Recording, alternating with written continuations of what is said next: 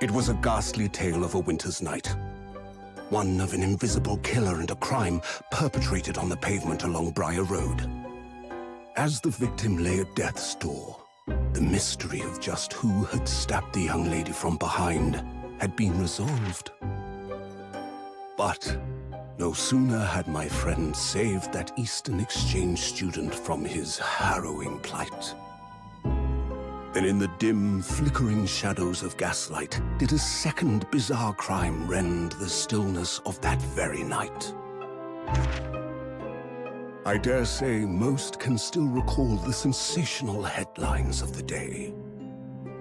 Haunted apartment of death, the condemned criminal's curse, the dread demon of coal gas. Yet, though the great detective had at once discerned the truth upon his arrival at the scene, it only proved to be the overture that announced the rising of the curtain on a most tragic play.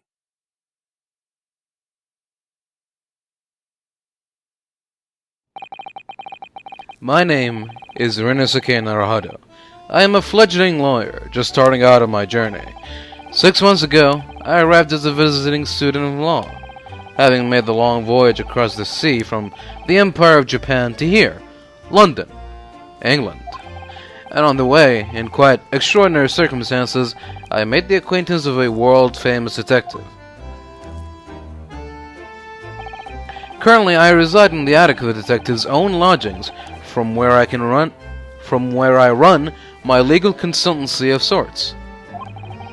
I've successfully defended a number of clients in Britain's highest court, the Old Bailey, but since a particularly grueling and unforgettable legal battle 4 months ago now, I haven't returned to the courtroom. In truth, I lost my right to return. But that epic trial was just one small part of an epic tale, a tale which was now about to awaken from slumber.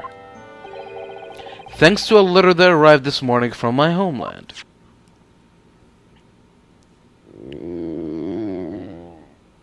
Oh. What a delicious smell wafting up the stairs. It must be nearly time for breakfast. I'd better go down to Mr. Sholmes' suite and say good morning to the great detective and his flatmate.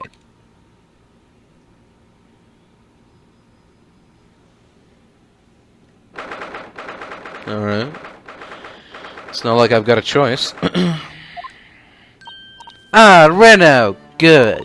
I was just about to call up to you. The bacon's ready. Good morning, Iris. It smells delicious as usual. Before we eat, though, I have some news. I had a surprise. Shh! Not another word, Mr. Naruhodo. This could be just the abstruse thing from my pre-breakfast stagnation-repelling mental stimulation, my dear fellow. Morning to you, too, Mr. Sholmes. Ah, yes, I see. So that's it. The truth is as clear to me as day. My faculties of observation have revealed it again. What are you talking about? You, Mr. Naruhodo, you have, this very morning, met with a surprise. Well, is that not the case? Really, my dear fellow, it barely warrants explanation. Firstly, your hair is particularly unkempt, somewhat reminiscent of a bird's nest. Secondly, you have neglected to fasten the third button of your jacket. Clearly, when considered together, these two facts point to you having been flustered this morning. Can I talk now? But of course, though I don't look for admiration, you understand. My hair always looks like this. It's been this way since I first met you. Oh, it has? And the button was ripped off last night, if you remember. By you? Only put your button off?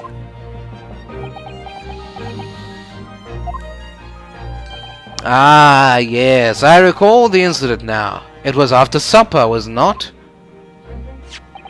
As the evening advanced, I picked up my violin and began to play the wailing notes of a haunting tune.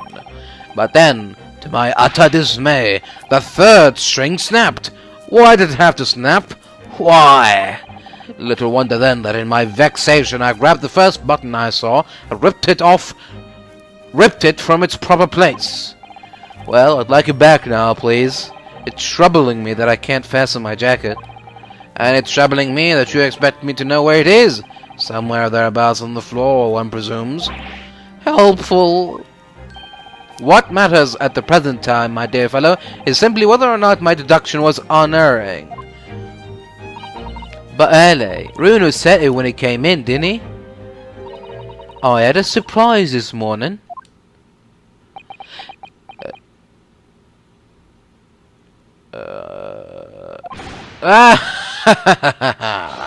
Well, that really is a surprise. Yes, this man is the pride of the British Empire, the famous consulting detective, Mr. Sherlock Holmes. There can't be a single person in the world who doesn't know this man, his name as well. Alright then, enough of this silly conversation. Come and eat this bacon before it goes cold. And I have a new herbal tea for you to try too. My latest special blend. And here we have Iris Wellston, Mr. Sholmes' lodger and companion. A truly exceptional young girl who is the author of a highly successful serialization here in London. Yeah, The Adventures of Sherlock Holmes as published in Rand's magazine. So, Mr. Naruhodo, won't you put us out of our misery? What surprised you this fine morning? Ah, well, I received a letter from Japan. Oh, from Susie, you mean? Was it? Really? That's right, and she had some rather startling news, in fact. Ah, intriguing indeed. You must tell us all about it over breakfast. Oh, yes, what fun. Are we having breakfast now? Because that machine really is imposing, isn't it? But I can never remember its name. Hurley calls it his great analytoscope. It can analyze anything at all. That doesn't really help me. What does analyzing something even mean? Ah, an extremely astute question, Mr. Naruhodo. Sorry? Well, as Iris said, my machine here spits out analyses results of anything with which you care to present it. But how to interpret those results, that's the key. And I confess I have no idea. Clearly I'm going to have to construct a great analytoscope to solve the problem. That might not help. Well, I'm just glad to see you back. That's all. Ah yes, Mr. Sholmes' faithful musical companion. Wasn't this violin made by somebody famous? Yeah, it's a Stradivarius. Though I'm afraid you'd have to save up for 100 years before you could afford one, Runo. But didn't you buy it for a song, Mr. Sholmes? I found it at a pawnbrokery among the forfeited articles. It clearly said Stradivarius on the label. What? The ignorant broker had no idea of its true value, you see, so I paid a mere 55 shillings for it. Yes, I have something of a turn for shopping. Sherlock Holmes, bargain hunter. But is it really a Stradivarius then? But of course, my dear fellow, it said so on the label. I think perhaps the ignorant broker had something of a turn for selling.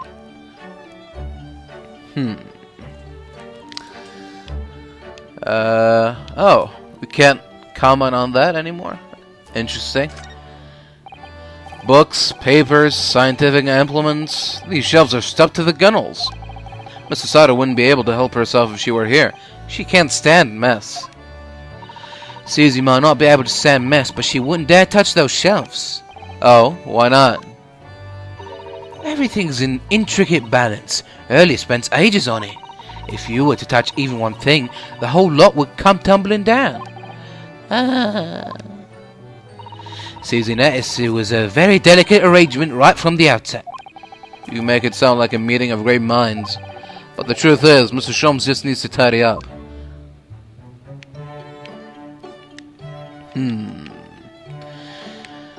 What else can we look at? What else can we comment on? Yes, the huge metal chest with a lace of cloth laid on it, being used as a table for tea and coffee. It's very sturdy, that's for sure, and firmly locked shut. That chest contains my father's detailed records of Early's many cases. Yeah, so I've been led to believe, though personally I've never actually seen inside. And that's the way it will stay. Those papers are a secret between Daddy and me. If you go opening it uninvited, you might find yourself being bitten. What? Is there a beast inside or something? When it gets to this time of year, Londoners seem to leave their hearts alight all day long, and I love it. There's something very relaxing about watching the flames flit and dance about. But a fireplace in days of summertime is a waste of space. Really. No use at all. Rather like a great detective in days of no crimes and no criminals, eh, Early? But consider this, instead of a fireplace, a frost place. That is my latest idea. An extraordinary hearth from which emanates a cool breeze in the hot summer months. What do you think? I think if you invented such a thing, your name would go down in history. The principle is extremely simple. One must, of course, light a cold fire in the hearth. Yeah, of course. Brilliant. The trouble is, none of the fires I build burn cold. How it taunts me. So, as you British say, it's a bit of a damp squib.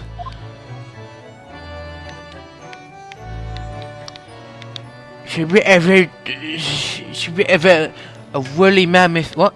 It's a bit of a cup of tea on a rainy summer night. These are different pieces of evidence from cases you've solved, aren't they, Mr. Sholmes? Not quite, Mr. Naruhodo, not quite. These trinkets are a selection from cases I've solved with particular aplomb. They are souvenirs of my success. Memories, Mr. Naruhodo. Memories. Really? So tell me about the case in which the bust of Napoleon featured. I forget.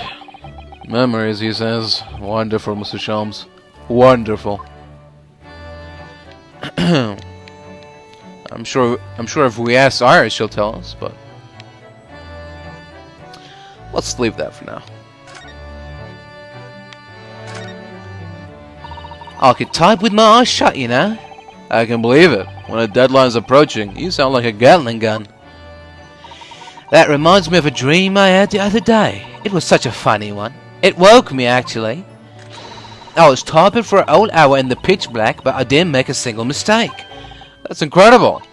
But then, when it got light, I found that there wasn't any paper in the machine. Now I wonder if I actually been typing at all. I think you might just have fallen asleep on the job.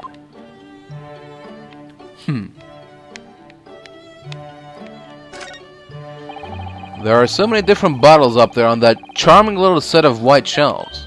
Oh, do be careful, Runo. You mustn't try the contents of any of those bottles, even if you are hungry. I wouldn't do something stupid like that. I'm not a child, you know. Well, I wish I could say the same for Early. The other day, he polished off a full bottle of one of my alkaloids. He what? He said he was hungry. I'll be extra careful. Alkaloids. I look forward to finding out what aroma your tea will have, Iris. Every single day. Well, I infuse a different concoction of herbs from the garden every time, so it's never the same twice. When you call it a concoction, it sounds more like a science experiment than something for tea time. Oh yeah, that's because different blends can have very different properties. Some calm you down, some make you feel jolly, some give you energy. Today's particular blend is something quite special, so you're really in for a treat. That sounds ominous. What's it gonna do, Iris? Ah yes, this is where you note down ideas, isn't it, Iris? What's in this melting pot today? The blue carbuncle? Yeah, it's from a case of theft that early solved ages ago. The theft of a precious stone. A carbuncle is another name for a garnet, you see. Especially if it's cut with a rounded top. Oh, really? And this garnet was blue, was it? Well, that's the thing. They're usually red. No blue garnets have ever been discovered. Oh. So who knows what the stolen gemstone actually was? That's the real mystery of the case. A proper Sherlock Holmes conundrum, huh? Sounds great. Alright. That's about it, I think.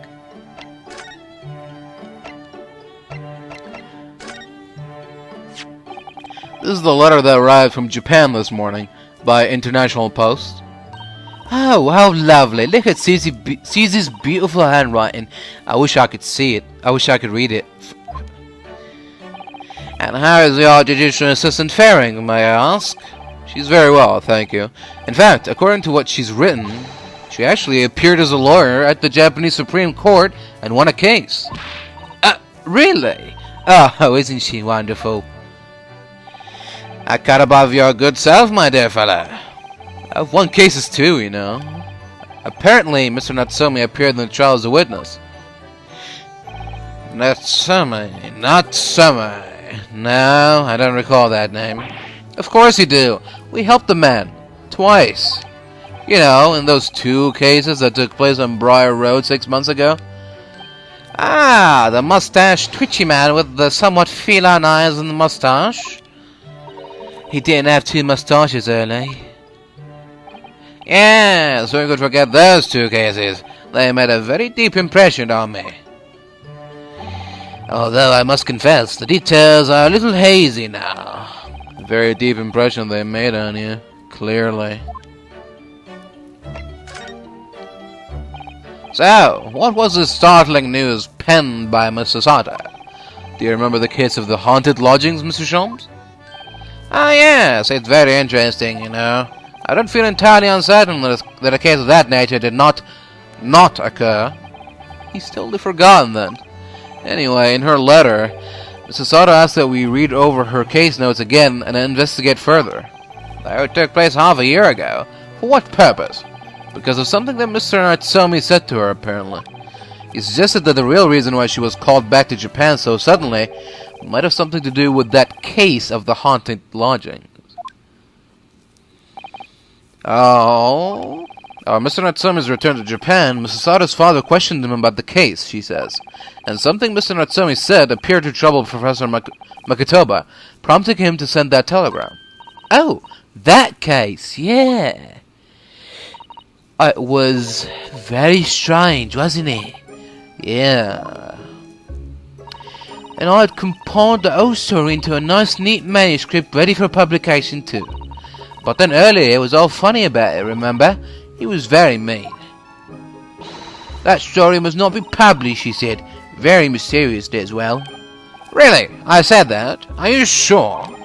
Do you perhaps know something about it as well, Mr. Sholmes? About why Mrs. Sato was suddenly told 4 months ago that she had to return to Japan? Well? It's been 4 months now since we waved Susie off at Dover. It was such a shock, wasn't it? The way she just suddenly announced that she had to go back to Japan.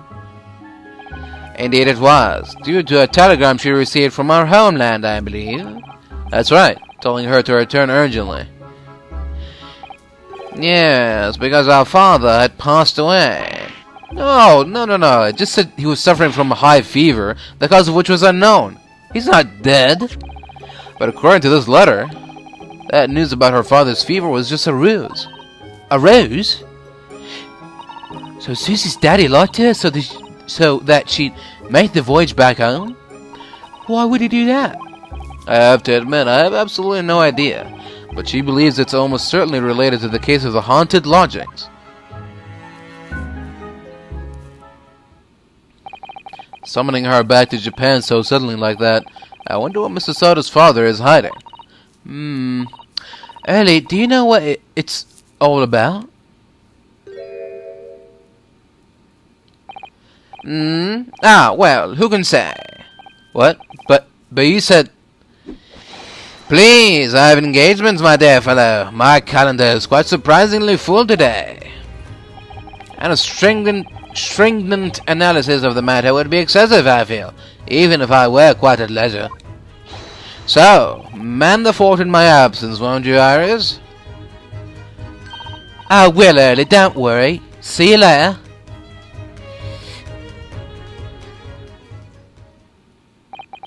He scuttled off rather quickly there. What's he up to?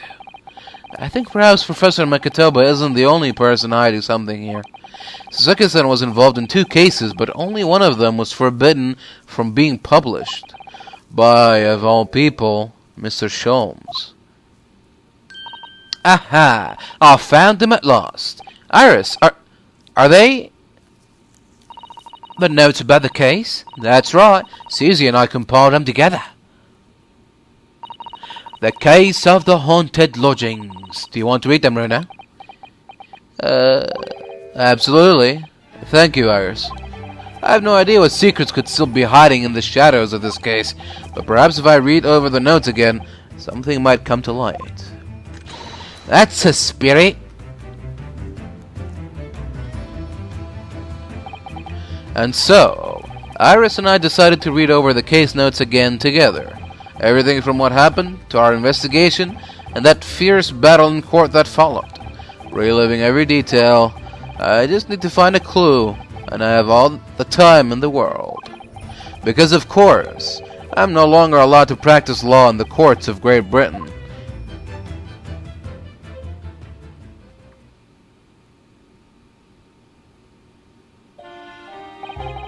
It was 6 months ago, a mysterious incident that unfolded on the wintry streets of London. A young woman was found lying on the snowy pavement of Briar Road with a knife in her back. Fortunately, her life was spared, but she was unconscious for several days following the incident. The fog was thick and nobody saw her attacker. The fog was thick and nobody saw her attacker. The fog was thick and nobody saw her attacker, but by a cruel twist of fate, a visiting Japanese student was walking behind her at the time and was duly arrested. That man was Soseki-san, and the man who effected his arrest was Mr. Sholmes. Believing in our compatriot's innocence, Susato-san and I decided to represent Soseki-san in court. And after a grueling trial of many twists and turns, we finally managed to prove his innocence. Joyful, joyous, jubilant, jubilation! Was the man's reaction at the trial, but his jubilant jubilication was short-lived. We received a telegram from Mr. Sholmes the following morning. The victim of the Briar Road stabbing has regained consciousness. Hurry to Bart's at once. So Susato-san and I summoned a hansom and headed immediately to the hospital. What the fuck is a hansom?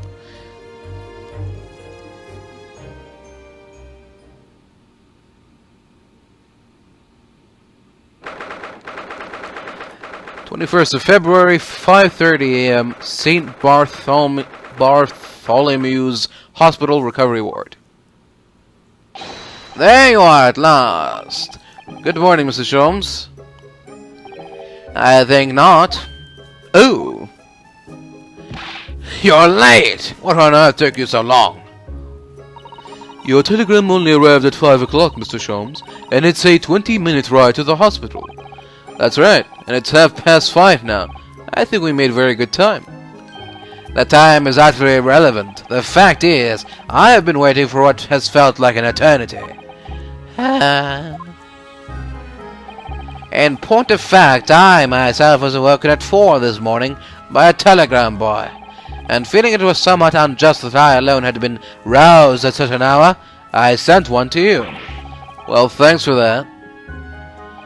Anyway, you're here now, so the victim is over there.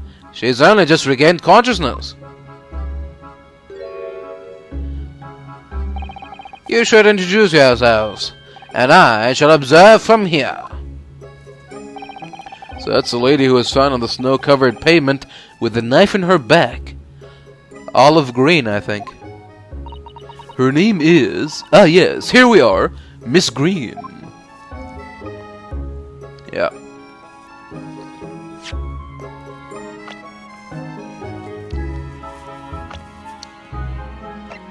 Armband. Oh. Yeah, from last time, sure. The receipt. I guess there's no reason to hold on to this. Alright. Let's start by making our introductions. Good morning.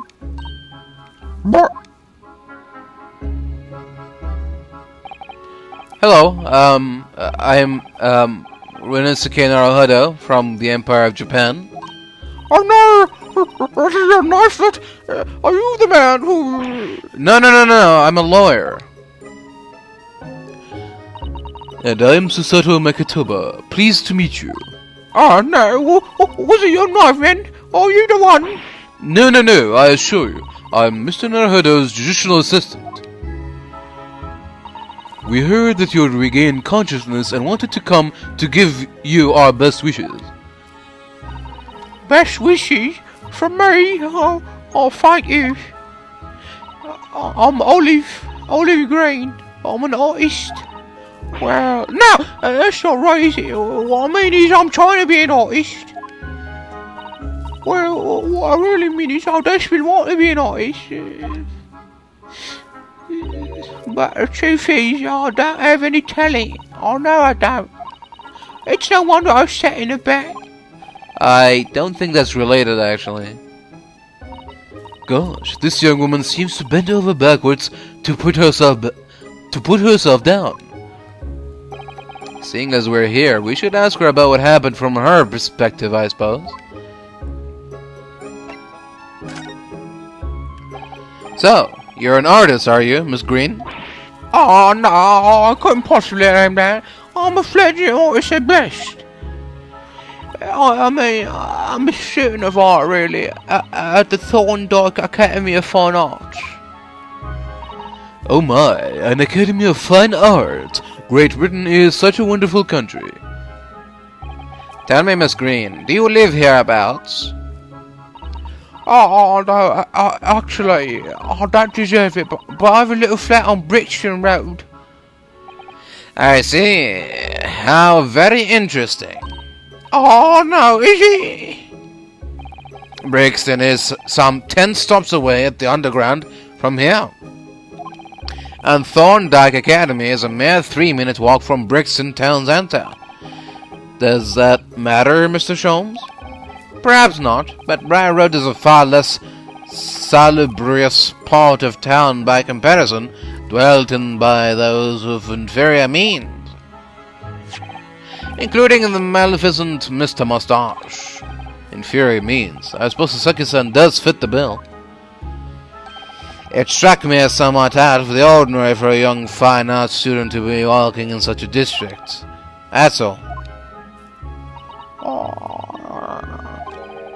What's this? She suddenly climbed up. Mrs. Sholmes, you should be ashamed of yourself, prying into a young maiden's private affairs. Oh, dear me. Do forgive me.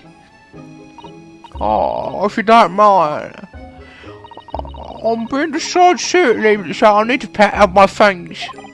Oh yeah, of course. We won't keep you. Thank you so much, Miss Green. Suddenly be struck in the back by a blade as you were walking along the pavement. What a terrible experience you had, Miss Green. It was so cold that day, and the fog was so thick, I couldn't see a thing. That was 4 days ago now, I think. Is that right? Yes, that is right. I'm afraid you've been comatose all that time. But the case has been solved, hasn't it? While I've been here in hospital, I mean.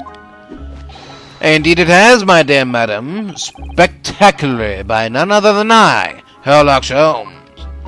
Mr. Sholmes, as you will know, it was Mr. Naruhodo's hard work in court that solved the case.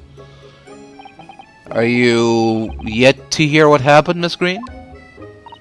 Yeah, I'm afraid so. A gentleman from the police force is supposed to be coming to fill me in shortly.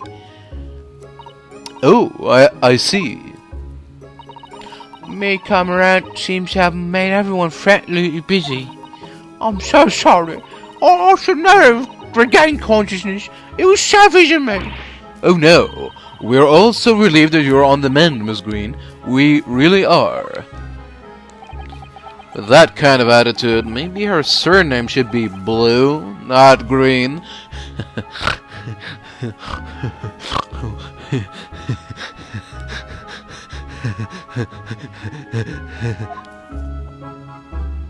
Anyway.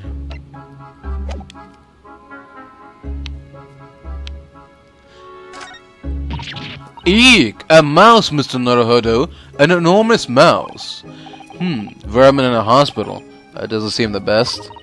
But it looks like a very healthy specimen, doesn't it? It's very plump. I'm not sure we can say that's down to the excellence of the facility, if that's what you're thinking. It's been well fed. That must be a bag of Miss Green's personal belongings. She would have been brought directly here after she was found stabbed on the pavement, though. I expect a friend or a family member probably brought some things for her. Alright then, let's see what's inside. A change of clothes, no doubt, and, no, Mr. Naruhodo, you must never scrutinize a young maiden's personal belongings. What the young maiden might have chocolates, or biscuits, or caramel. Oh.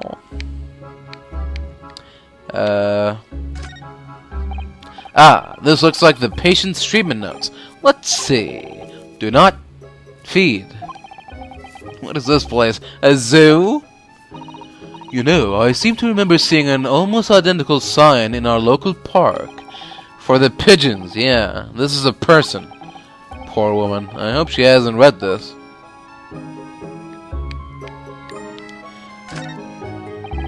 There are lots of bottles in that cabinet, aren't there? Do you think it's safe to keep them like that? Hee hee. If you are a patient here, I feel sure you take some medicine by mistake when you were half asleep. That is a worry, but at least the cabinet has a lock, even if it's only a flimsy-looking one. Oh, I have no doubt you had managed to unlock that somehow while you were half asleep as well. There are limits even to what I can do when I'm half asleep, you know, Mrs. Susato. So, don't expect anything. Don't get your hopes up. This rounded wooden figure isn't the most charming, is it? Ah, I don't think that is a decoration, Mr. Naruhodo. It's an artist's mannequin, I believe, used when practicing sketching the human form in different poses. Really? It's not exactly what you'd call a typical figure for that purpose, though, is it? No, I suppose not. I confess I've never seen one so full-figured before.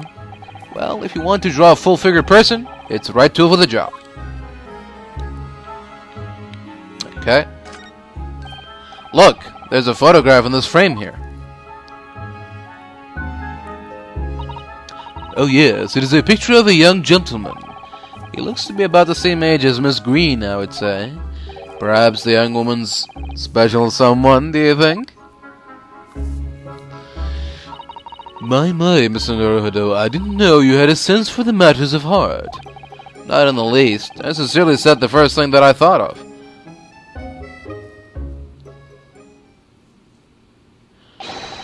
Is there Mr. Naruhodo here? Mr. Naruhodo? Naruhodo now?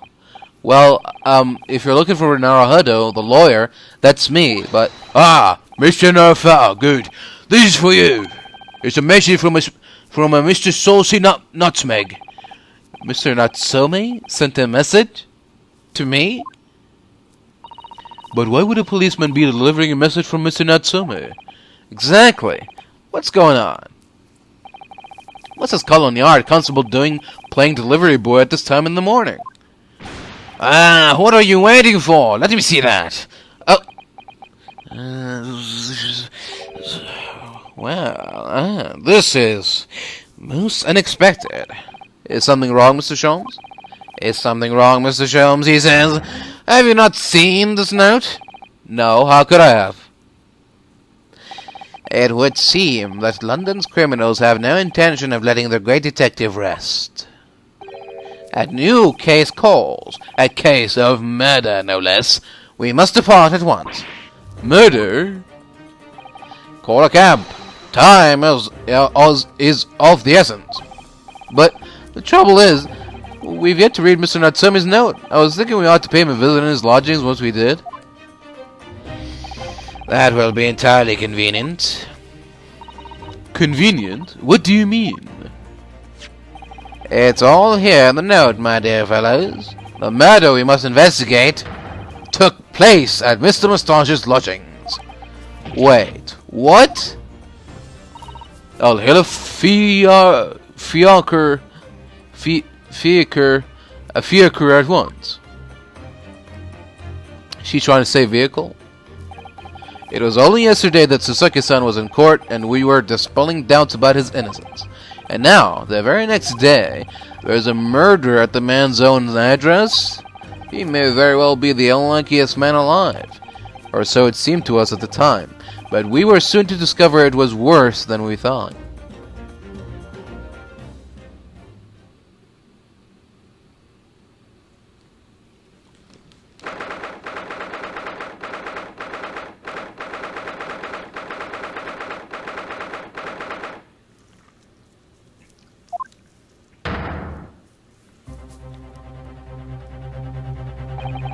What on earth? Oh my, the gentleman is deceased. Without question, he is dead. Look at it, Mr. Naruhodo, Esquire. Mr. Natsume. Oh, why? Why is this happening?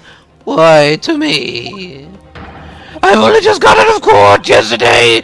I was finally home after 2 days of misery. And then I wake up next day to this. No early bird should catch a worm like this. Waffle worm without wiggle.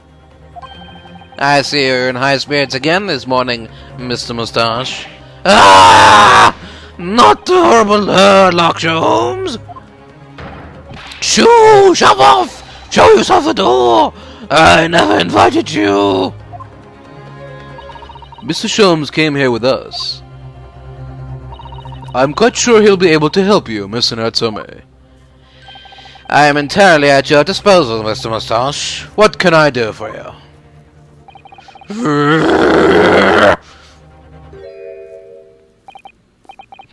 Here they are, already. They're busy bodies. Ah, Inspector Gregson. What a pleasant surprise. Pleasure, is it? Gives me heartburn every time I see your face at a crime scene, Sholmes.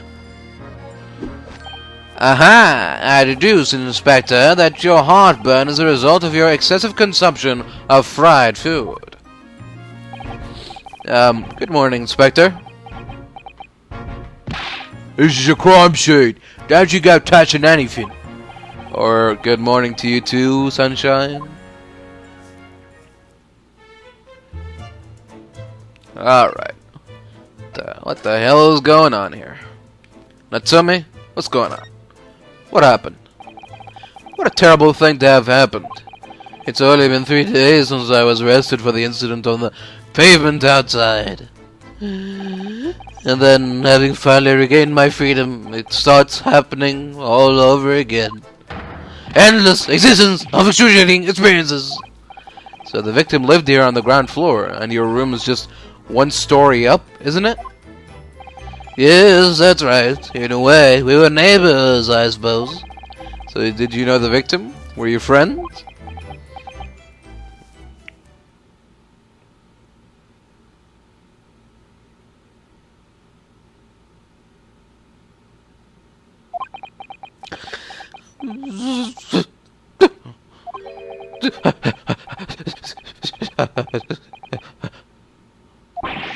What's the matter with Soseki-san now?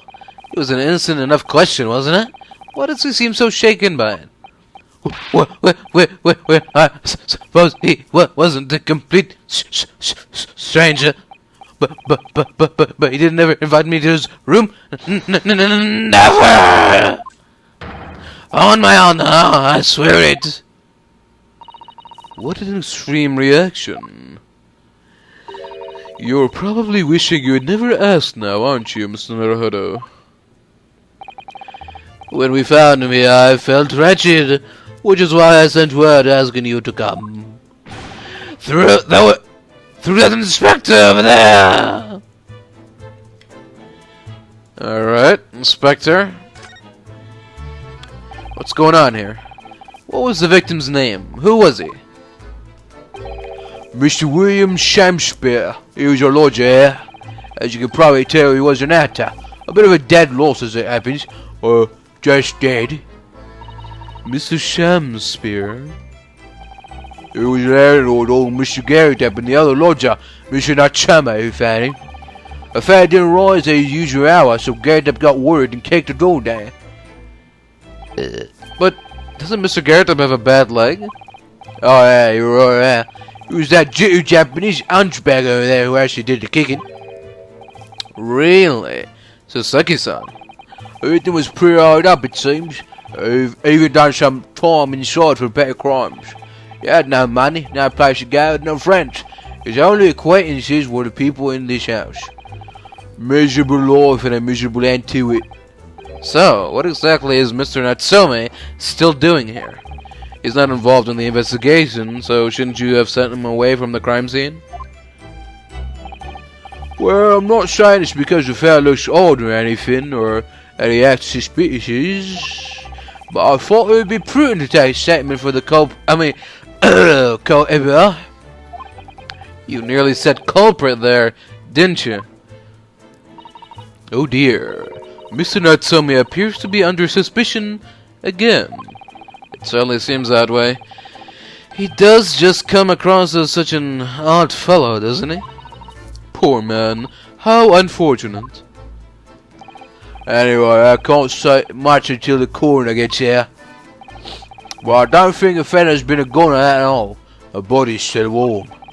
Even if the inspector would allow it, I don't think I could bring myself to touch a dead body. Well, let's do it anyway. Oi! I said hands off! You're gonna mess up my crime scene! Oh, no, I just wanted to look, that's all. No chance. I know you can't. You mess it up just by looking at it. Someone's in a bad mood. There's certainly some bad air in here, isn't there? Alright, sounds like I better talk to the inspector first and try to curry some favor. I already did, didn't I? Yeah.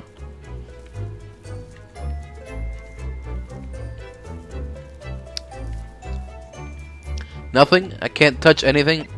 But I already tried talking to the inspector. So, Inspector, what was the victim's name? Who was he? Oh, for fuck's sake, okay.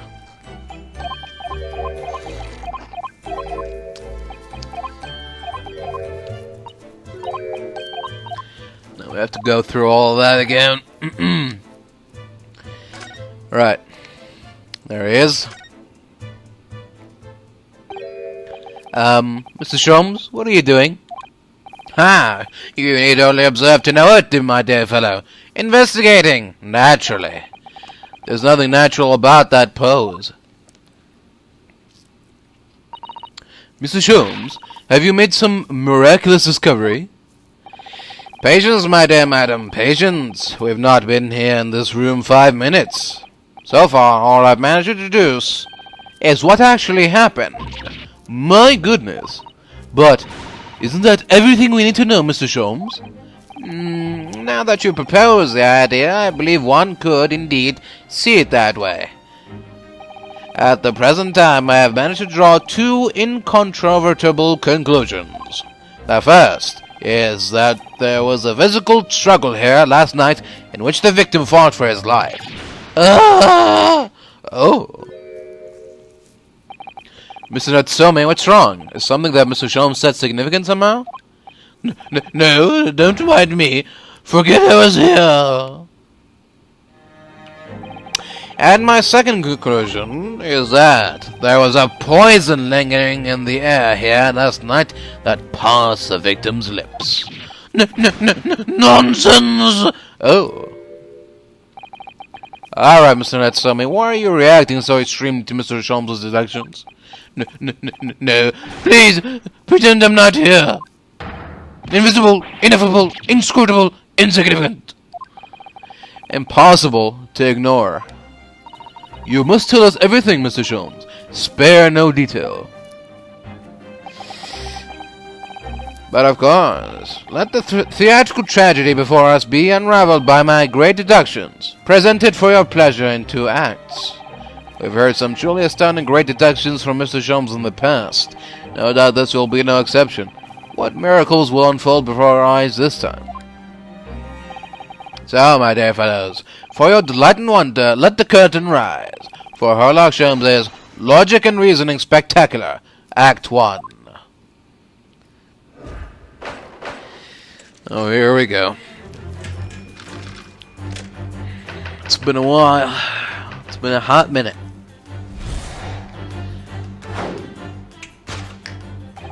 Careful observation of the victim reveals to us the events that transpired in this disconsolate room last night. Foam at the mouth of the deceased clearly indicates the use of poison.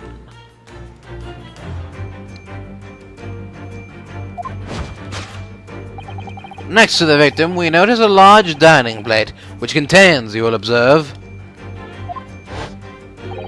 1/2 of a sizable bar of soap, meaning, indubitably, why is the soap set so purposefully upon the dish like the victim's last supper?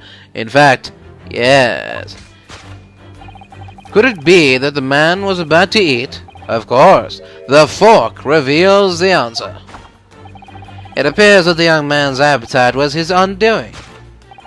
Taking up arms in the form of his cutlery, the victim engaged in a deadly battle for his life. Yet the struggle against his hunger was in vain, for in the end, he couldn't resist devouring the slippery feast. But London's foul soap is besmirched by foul poison.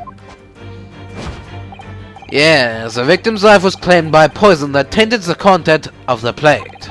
The soap and the lather about the young man's mouth are too perfectly matched to ignore. The cause of death was clearly intoxication due to excessive ingestion of foul soap. Though personally I have a greater interest in the taste of foul candle wax, of course.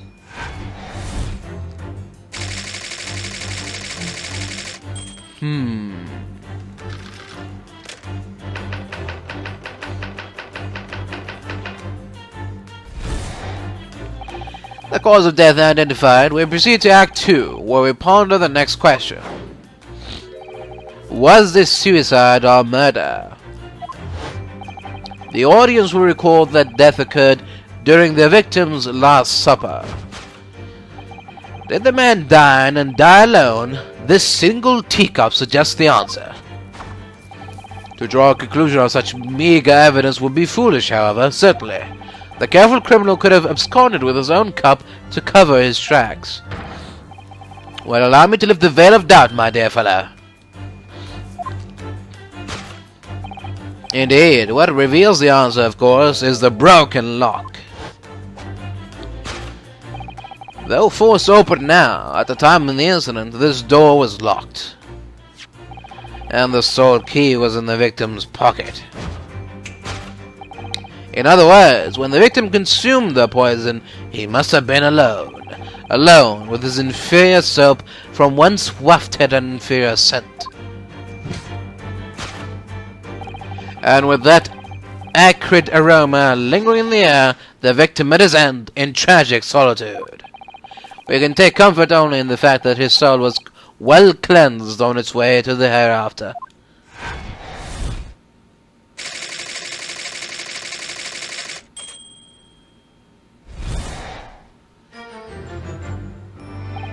Thus concludes the final act of Sherlock Holmes' great deduction.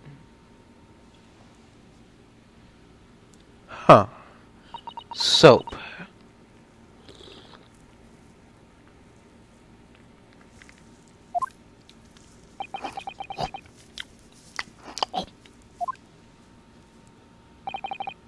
There's just one thing, Mr. Sholmes. You are disposed to identifying just one thing, aren't you, Mr. Naruhodo? Pray, what concerns you? Well, no matter how hungry he was, do you really think the man would have eaten soap? It is quite apparent that this man had barely a penny to his name.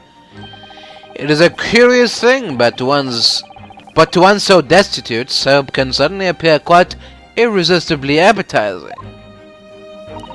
How extraordinary.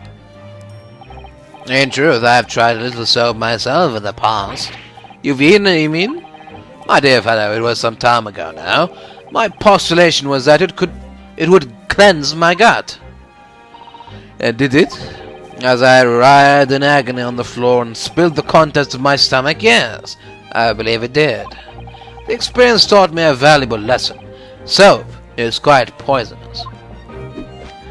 It has an unpleasant taste and leads to great discomfort. In summary, I cannot recommend it.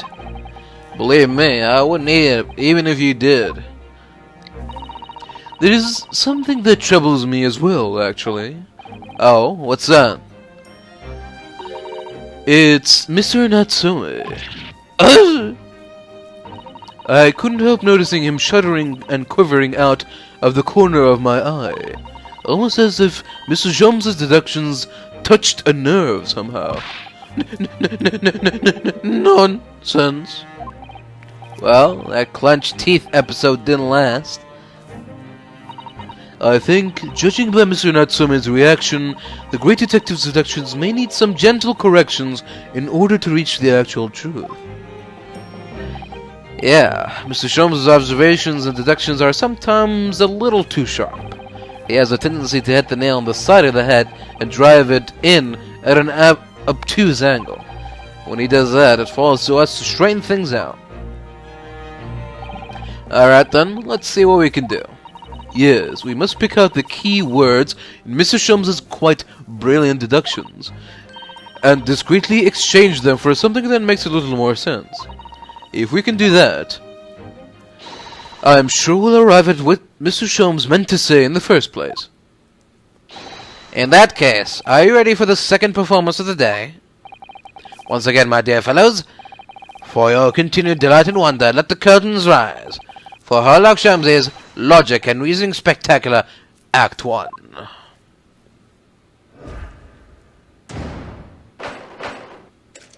Hold it, Mr. Sholmes.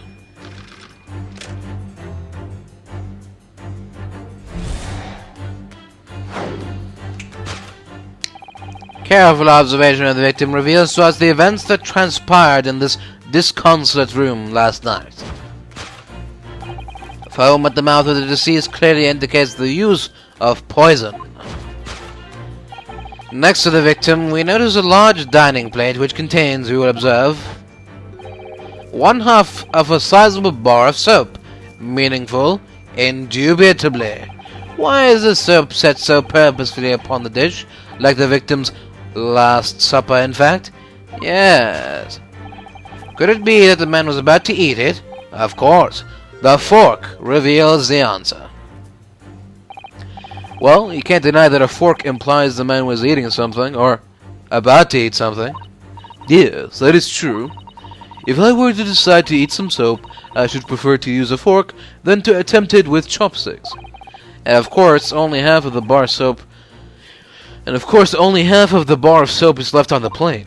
But might there not be some other explanation?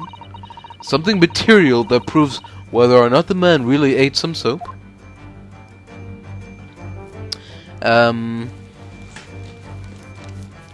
don't know. Let's look for it. Maybe there's something underneath the table, or... Oh. My controller is bugging out again. Sorry.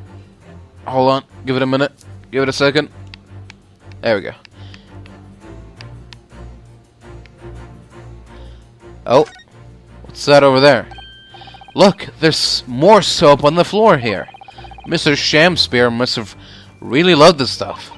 Let's not jump to conclusions, Mr. Naruhodo. Look closely at this soap.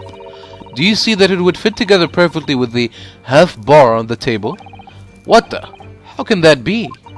I think that there are two halves of the same bar that broke apart. Interesting.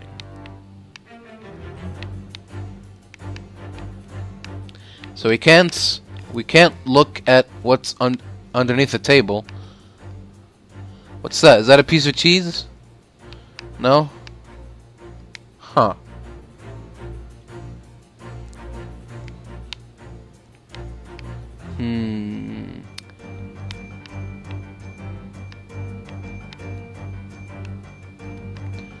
Bleh.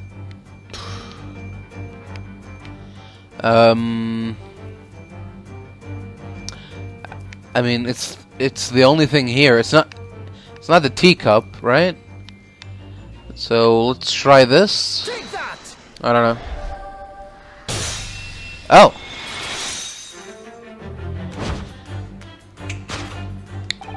Could it be that the man was about to eat it? Of course. The other piece of soap reveals the answer. It being the other half of the soap on the table. In short, the victim was not eating soap at all.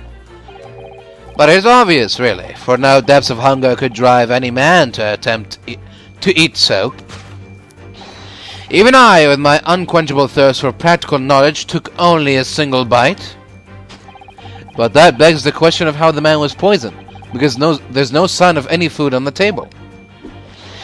An excellent observation, Mr. Naruhodo, and one that furnishes us with the answer we seek. For London's foul soap is besmirched by foul poison. Yes, the victim's life was claimed by poison that tainted the contents of the plate. Mr. Sholmes is still pushing the soap argument then. Perhaps he's suggesting the man licked the soap rather than ate it. If soap in London is that poisonous, I don't think I want to be washing my hands with it. But there are no signs of any food in this room at all. Of course, food isn't the only thing that passes people's lips, is it? Yeah, really subtle. Very subtle, Susato. Take that!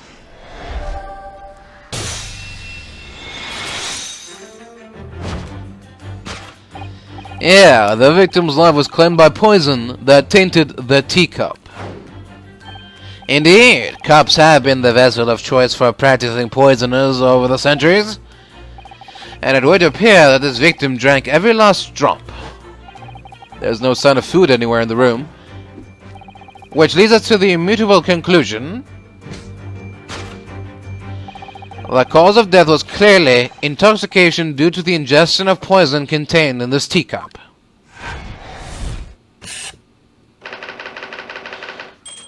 Well, we got that right. Next.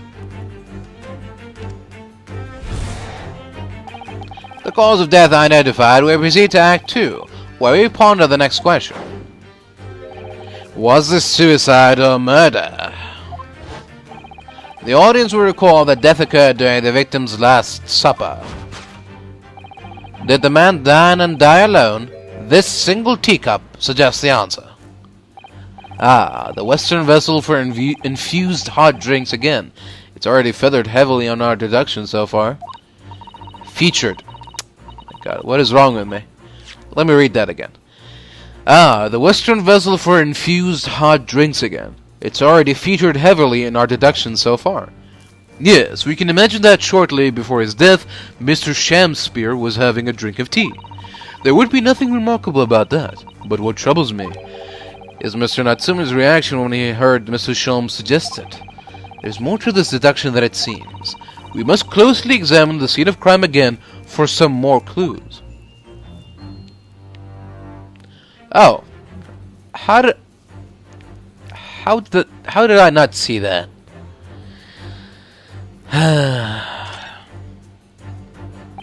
It's another Western vessel for... It is a teacup! And it is too empty. Given that he's actually holding this one in his hand, we can assume that this is the cup from which Mr. Shamspear was actually drinking. Oh. But if that's the case, this changes everything. Everything we've deduced up to now is turned on its head. I have a bad feeling about this. I almost don't want to say it. Yes, I know exactly how you feel. Take that! Alright. To the man down and die alone, this other teacup suggests the answer. Yes, there were 2 teacups in this room all along. Ugh. In other words, this is a strong indication that at the victim's last supper, there was a guest present. At the very least, we can say now with certainty that somebody else was here in this very room last night, taking tea with the victim.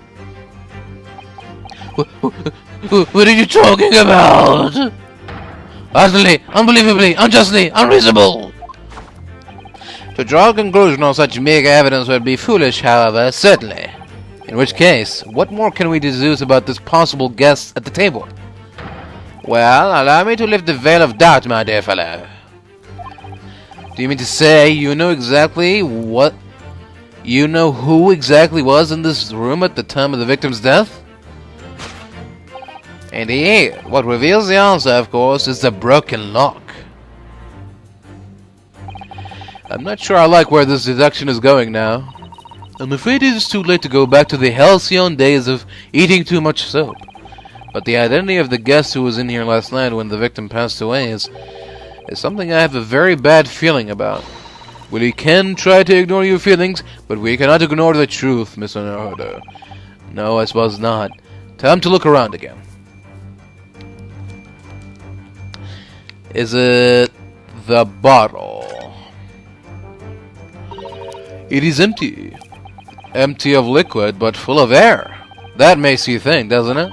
It makes me think that you're full of hot air. We should be thinking about who else was in the room at the time. Bother. Susato-san's quip in response was cleverer than my original riddle. Oh. At first glance, it seems that the only things in this room are the makeshift stage and the costumes.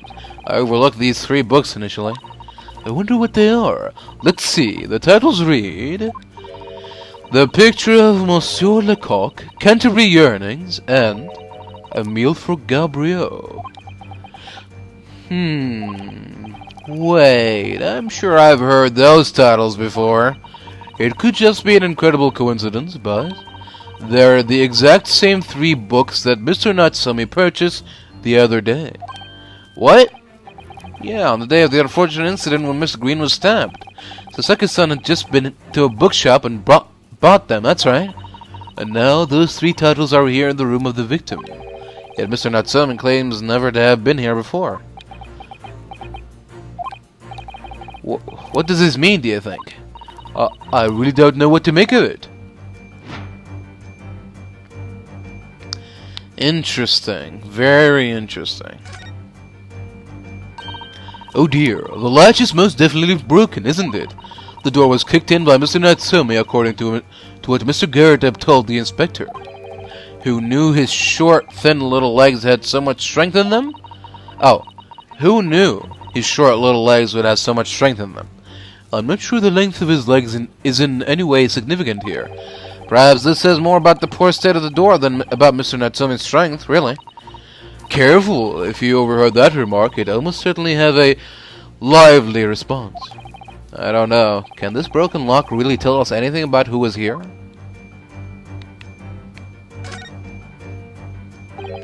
Even Mr. Shamspeare didn't eat candles, it seems. We've already established that he didn't eat soap either. Do you think perhaps the guest brought this candle here last night? Even if he or she did, does it reveal anything about the guest's identity? Good point. There goes my idea. Snuffed down like that candle will be. If you sigh so deeply, Mr. Naruhodo, you're in danger of blowing out the flame. Maybe that's what I want. Alright, let's get this over with.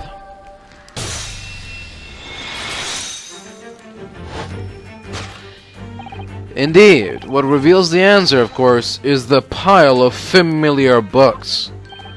Quite so. It is no mere coincidence that these 3 titles are in this room. It's the link to the truth. Oh! Mr. Natsume, you purchased these books 4 days ago at a second-hand bookshop. This is just a coincidence. In that case, you will be able to bring the same 3 titles from your own room, will you not? This very moment.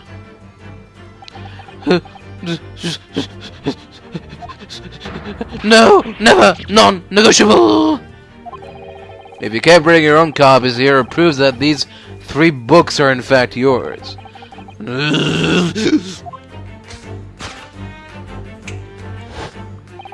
Having purchased the books 4 days ago and returned to your lodgings, you were arrested the very next day.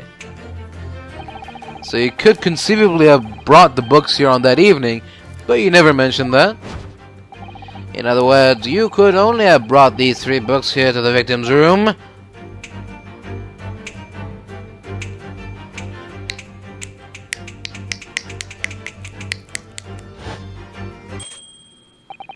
Last night, having returned to your lodgings after the trial concluded at the Old Bailey.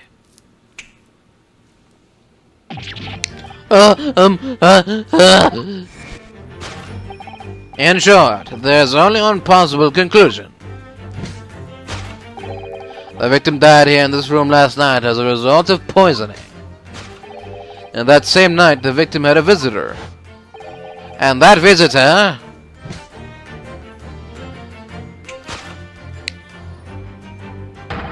was you, Mr. Soseki Natsume. Thus concludes the final act of Sherlock Holmes' great deduction. Oh dear.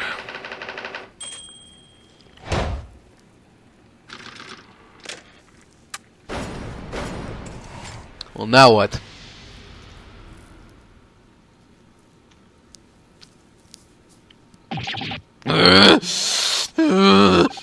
Not again, not again, not again, not again! Well then, Mr. Natsume, you appear you're gonna have to accompany me down the yard. Again. But wait! Hold your horses! Yeah? Door, key, locked, entry, exit, entirely impossible! He's so flustered he's being even stranger than normal. What, you think that's an alibi? You could have just made a copy. What? You live in the same building after all. You'd have plenty of opportunity, I'm sure. But misery me! Sorry, sir. You'll get your chance to give your side of the story later. The facts speak for themselves, Mr. Mustache. You horrible Sherlock Holmes. He really has found himself an arch rival now, hasn't he? Come on now dilly-dallying. Outside, there's a carriage waiting. Look him soon, Mr. Naruhodo, Esquire. I never imagined I'd be in this position again, but you have to help me! Please, please! I am innocent! Alright, I understand. We'll come to your cell later and talk about it. And one more thing. Yes? My poor little kitty cat. Please give him his breakfast for me.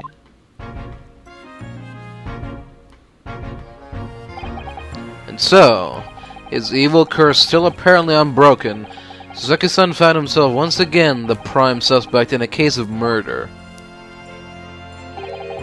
Thanks to the incriminating deductions of a great detective. My dear fellow, that honor belongs to you.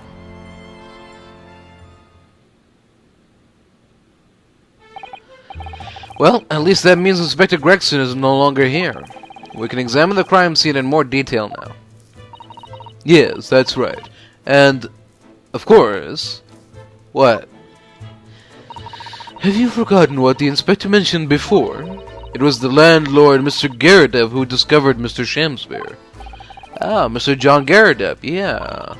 I expect we could find him in his sitting room on the top floor as usual. Right. We must remember to go and talk to him later then. Alright. What happened to Sholmes? What's this? It looks like part of an envelope, I think. Yes, I think you might be right. Perhaps it was torn off when the letter was opened? Is that significant? Well, it is a little out of place, perhaps, when you look around the room. There is no sign of a letter, or the rest of the envelope, in fact, is there? Ah, she's right. And yet, here we have the torn-off end of an envelope. It just strikes me as unusual. I agree. We better take this, just in case. Why not? It's not like he's gonna be asking for it. There's not much on these shelves, is there? Just this wine glass and bottle. And both of them are cracked. Yeah, not much use, are they? What's the matter? Oh, I was just reminded of the Reaper, that is all. Prosecutor Lord Van Ziggs? Yes, he's so reckless with his wine glasses.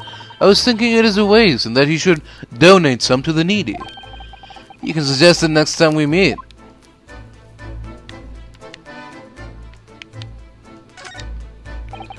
Look at these extravagant bright costumes.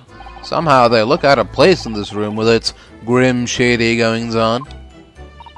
This one looks like a king's attire. A king? I've always dreamt of being a king. Oh, I think it would be more suited to a feudal lord, a daimyo or such like, with a con mage top knot. Every Japanese man wishes he had a con mage. Oh, you'd look wonderful with one, and you already have the sword.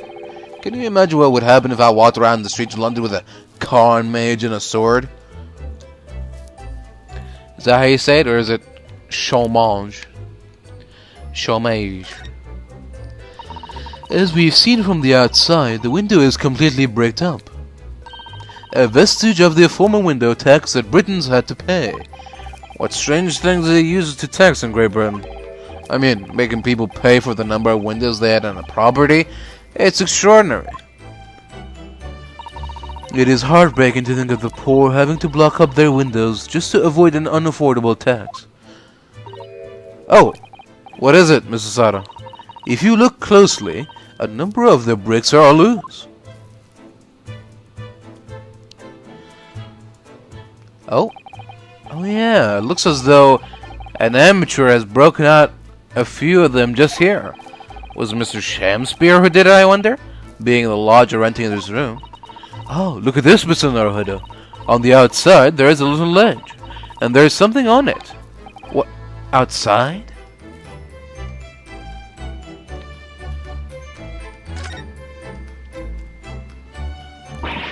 Brr, it is so cold outside, you can feel it through this gap. It did snow all last night. It would be cold. But more importantly, what is it on the ledge out there? What are those snow-covered lumps? It's more bars of soap. Soap? What are bars of soap doing lined up on a ledge outside the window? I have no idea, but the pair of them look rather charming like that. Still, that's very strange, isn't it? Bars of soap lined up outside the window. I think perhaps we should take one. There are two, after all. Oh dear, I suppose we could. Oh, what's this? Look here at the soap. Do you see, in the middle there? There's a patch that is a different color. It is a sort of transparent, but some sort of fancy design, I suppose. Only in Great Britain. It looks like the Hinomaru flag of Japan, doesn't it? How wonderful. It is probably a very expensive brand. Expensive? Then what's it doing in this ramshackle old room?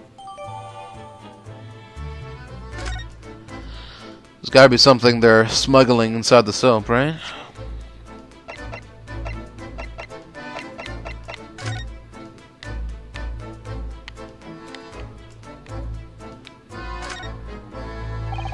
Whoever opened this envelope didn't bother with a letter opener or scissors, did they? Yes, whoever opened it was clearly someone with an unrefined temperament. And judging from the angle of the rip here, the person in question must have been right-handed. Miss Susato? I think perhaps someone's been reading too much of the Adventures of Sherlock Holmes. You can never read too much of it, Mr. Naruhodo. Never. Huh. I wonder what was inside the envelope.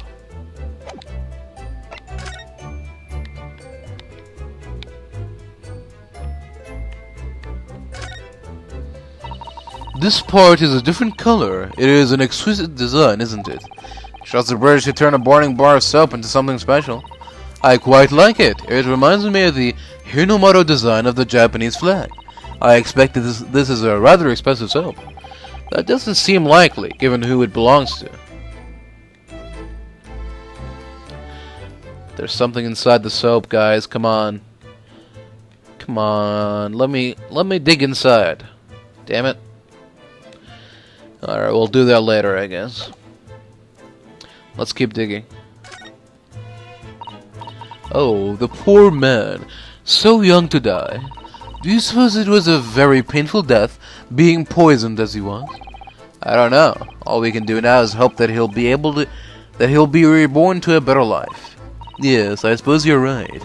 I wonder, do you think that putting our hands together in a Japanese prayer will help a British soul? Sorry?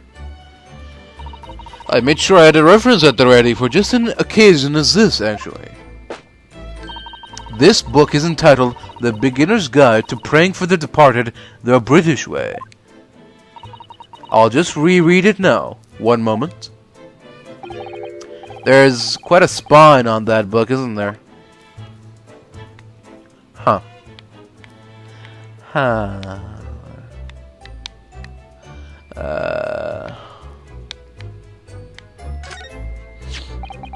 And here we have another disproportionately large machine. This looks like a meter of some kind. Ah, this is a gas meter, I think. It seems that in this district, residents pay for gas as they use it with coins. Ah, I see. Yeah, now you've put it out. I can see that there's a slot just here that looks like it would take a coin. So you mean if you put a coin in here? That's right. That would buy you about 2 hours of gas for lights and heating. So if you were a poor person with no money, you'd have to sleep in the freezing cold? Yes, or if you were a scatterbrain with no change because you forgot to exchange your money at the bank. Thank goodness there's no meter in our office.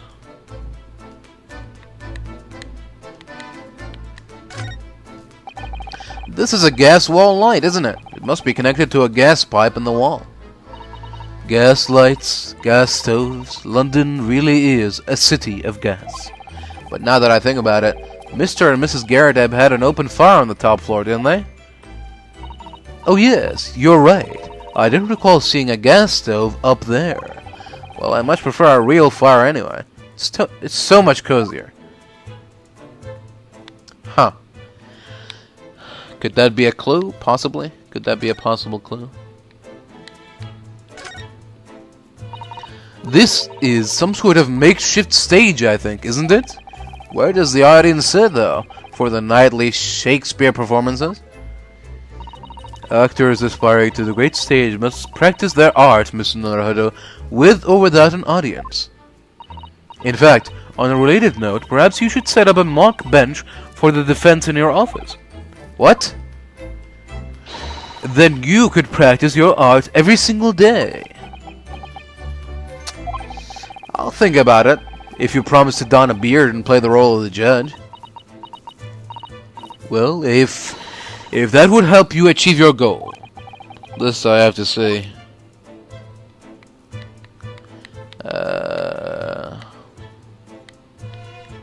Huh. And that's pretty much it then. We found not a shard of glass, we found an envelope, a piece of an envelope, and some soap. Hidden bars of soap hidden behind the bricks of the window. Alright, Let's go upstairs to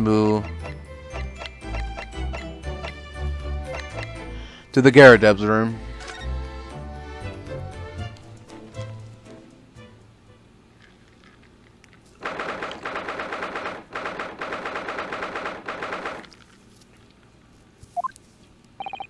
Here we are again.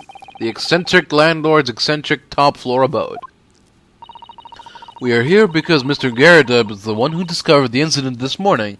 Don't forget. You chaps, eh? Yes, good morning, sir. Thank you for your cooperation in court yesterday. It was quite a trial. As much for Mr. Garradeb as anyone, really. Came straight back here after all that business at the Bailey yesterday. Didn't expect to wake up to more bally nonsense this morning. I wonder if you wouldn't mind telling us exactly what happened, Mr. Garradeb. Yes, I suppose you'd like to know all about that dead loss of an actor chap in the ground floor room. Those were exactly Inspector Gregson's words, weren't they?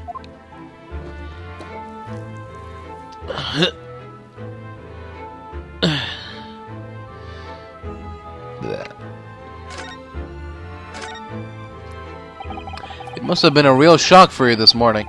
I hear that you discovered what had happened. Well, that hopeless actor chap rises at 5 o'clock sharp every morning without fail. But at 5:30 this morning he still hadn't lit the gas. So I went down and knocked on his door, but no bally answer. And that is when you broke into his room by kicking down the door. Well, I called on that rum-looking Japanese chap to do the groundwork, of course. Wasn't it a little premature to kick the door down? The man could have just overslept by half an hour.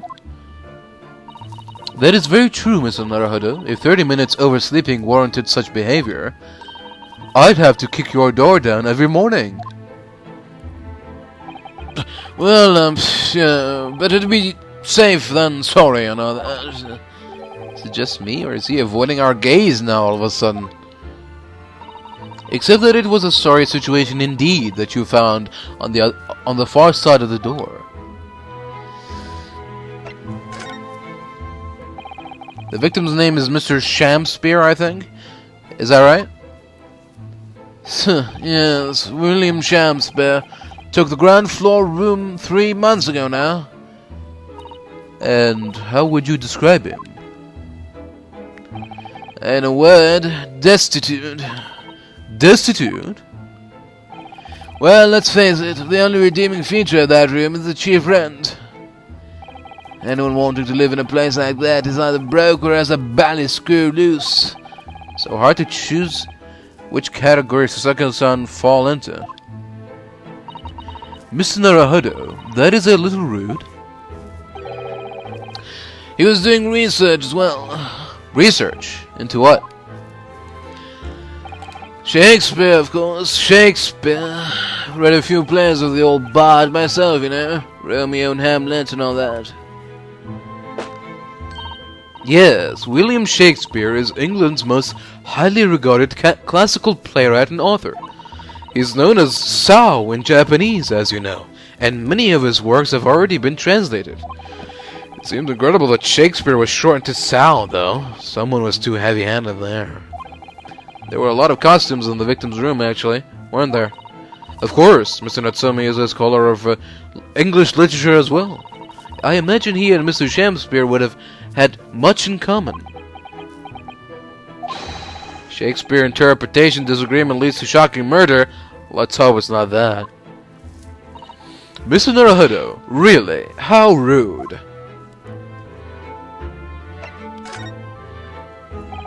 After Mr. Natsume's trial yesterday, you came straight back here, I believe, didn't you? Did you notice anything strange between then and this morning? Well now, must have been about 6 in the evening by the time I got home. Snow was coming rather heavily, as I remember, and it was completely dark already. That failed actor chap was out at the time. Mr. Garradeb noticed there was no light from his room or something, I suppose. Couldn't summon the energy for anything much, so I just sat in front of the fire up here. It was after 8 before Shamsville got back, and the chap was up until past 1 in the morning, I'd have you know. Suppose he met his end sometime after that. I was asleep by then, so I'm rather in the dark there. Well, thank you. That was very illuminating. Is everything alright, Mr. Sato? Well, I was just thinking it's a little strange, that's all. Mr. Garrett, you were up here in your room all evening, if I've understood correctly. Not a big fan of stairs, not with this blasted leg. Then, how is it that you seem to know the precise movements of your tenant on the ground floor, I mean? Bah! That's a very good point. I can't imagine that you could hear noises from the ground floor all the way up here. Does this old man like to spy on his tenants? Is that it? I say, I know what you're thinking, and it's a belly outrage. I'm ex-military, don't you know? I don't go around spying on my tenants. Why would I? Then how did you know, Mr. Garrett? It's a gas, woman. The gas tells me everything. The gas? What on earth do you mean, sir? How can the gas tell you anything, let alone everything? Well, as you're probably aware, the gas is supplied to the building by pipes. Yeah, I'd more or less worked that out. Every room in the building is connected by a single pipe to the gas main outside, and the gas company supplies gas to properties via the main. Yeah, I understand that too. Let me see if I can explain. Let's say I was to light the gas lamps up here. What do you suppose would happen? Well, obviously the room would get brighter. Exactly. But at the same time, the lights in all the other rooms of the house would dim for a moment. What? They dim? Why? Perhaps it is because when you light a gas lamp, it briefly uses more gas than usual, and that reduces the amount of gas in the pipe for the other lamps that are connected to it. That might explain why the other lamps dim momentarily, mightn't it? Yeah, of course, because everything is connected to a single supply pipe. Is that supposed to happen, though? It sounds rather undesirable. Jolly good point. Fact is, the gas company's pipes in these parts are pretty helpless, long worn out, and barely got any gas in them to start with. Opposite is also true, of course. Extinguish the lamps up here, and they glow brighter in the rest of the house. Right, I see. So by watching the flickering of the lamps in one room, you can determine what's happening elsewhere. You've got it. Oh, of course, because when people come back home in the evening and before they go to sleep at night, what they're guaranteed to do is either light or put out their lamps and fires. Clever. In point of fact, the room on the ground floor and the one above it use slightly different amounts of gas. By watching the lights in here closely, I can work out almost exactly what's going on in the whole house. Gosh, that is fascinating, Mr. Garrett. Absolutely fascinating. Oh, well, nothing to it, really. I can't really say that it's gonna help us with the case either. What I'd like to know is why Mr. Garrett is so interested in what his tenants are up to in the first place. I feel like there's more to it than idle curiosity.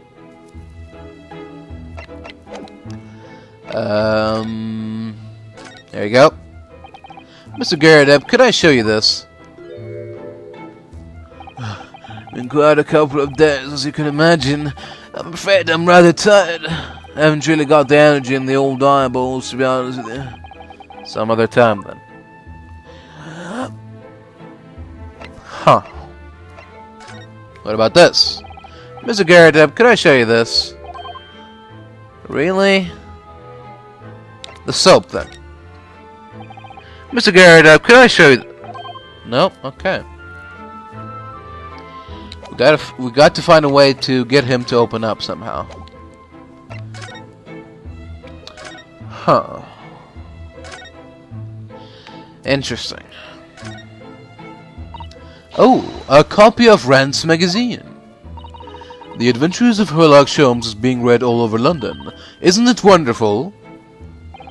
Naturally, one asks oneself if such a single detective could really exist.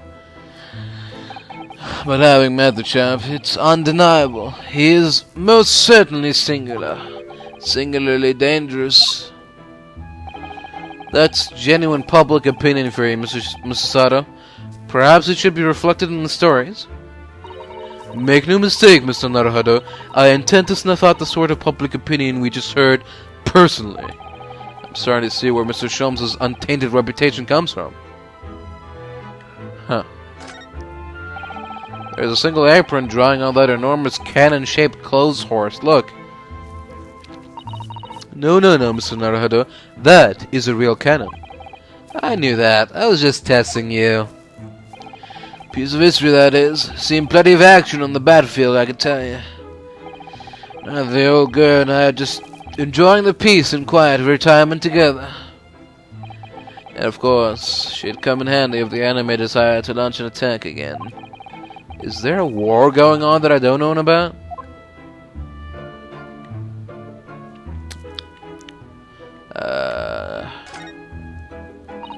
That is your military uniform, isn't it, Mr. Garrett? Well, ceremonial garb, yes. Been hanging on the wall ever since my retirement badge. Not in active service now, you know. Doesn't mean much to me anymore. You could have the old thing if you wanted it. Well, it might suit Lord Van Zeeks, perhaps. An overly ostentatious outfit like this could be just what he needs. Very tactful, Mr. Sato. Very tactful indeed. Oh yeah, those enormous mortar shells. It's quite something seeing them up close, isn't it? Didn't you say something about firing them into the barracks, Mr. Garrett?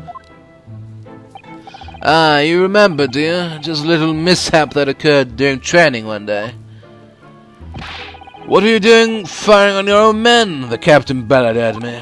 I'm not surprised. A little mishap doesn't really do it justice, does it? Well, one has these little incidents when one's a hot-headed young private. Perhaps I should put some evidence that resulted from one of my little mishaps on display.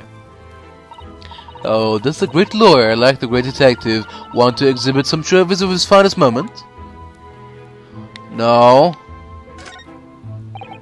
Good to see Mr. Garrett's Medal of Honor still proudly displayed on the wall. The inscription reads, for distinguished participation, if you remember. Yeah, I remember. Because I remember thinking even if I might stand a chance of picking up honors like that. Wouldn't know it to look at me now, perhaps, but... I had my devil-may-care days, you know. Devil-may-care? What did you get up to? All sorts of crazy shit. Well, all in the past now, of course. And best left there. Best not. I want to know now.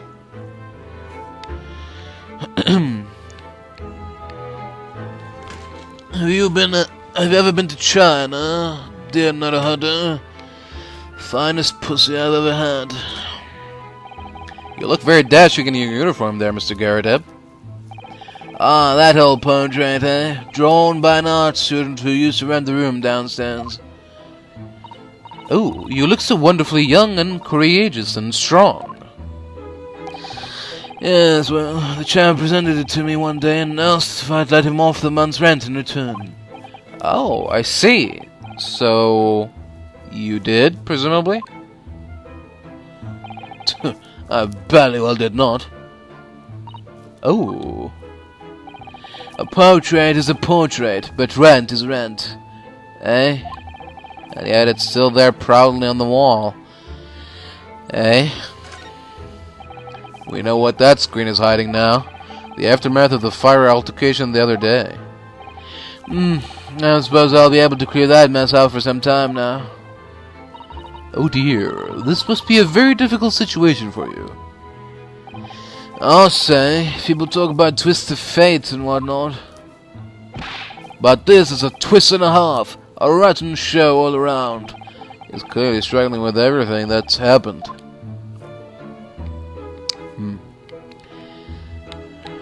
Can't say I blame him.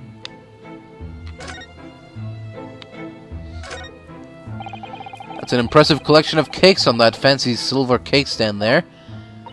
I feel sure that it was full of cakes when we first investigated in here as well. Yes, quite right. I haven't touched it since. I haven't done much at all, really, since it all happened. Time's rather stood still for me, you know. Oh, time has stood still. Now that's an interesting phrase. I might be able to use that excuse when I'm next supposed to be tidying the office. You could just tidy up, Mr. Naruhodo. Never. These shelves look like they've been completely torn apart by a wild beast. Reminds me of the Battle of Maywan, don't you know? Ah, the experiences of a seasoned veteran. Enemy had us surrounded on all sides. We really thought we were done for. The whole bally company. We were taking a real pounding from their cannons, so all we could do was run for our lives. Oh, I thought that story was going in a different direction, actually. Well, whole experience taught me one thing, I can tell you. When you're done for, you're really done for. Oh, it's not what a lawyer who often finds himself under fire wants to hear. To be honest. There's a good view over the wintry East End from up here. It's an impressively grey scene. There's really nothing comparable in Japan.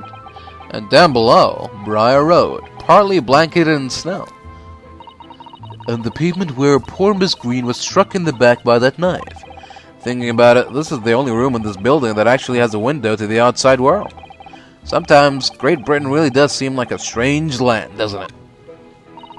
I suppose all foreign cultures seem strange at first. Imagine how an Englishman would feel on arriving in Japan and seeing people with a Sean Mage top knot. Well, that's a good point.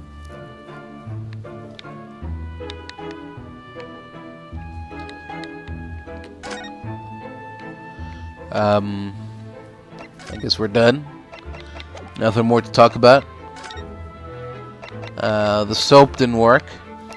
The envelope didn't work. Let's try this. Mr. Garrett, can I show you this? No. You gotta get something really, really eye-catching for him. So for now, I think we'll just leave him. Then we'll go back to Mr. Shamspeare room. Nothing happening here. We'll go outside into Briar Road. See what's going on.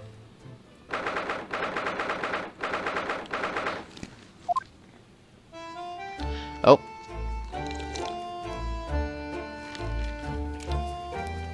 There's nothing here. There's no one here, I don't think.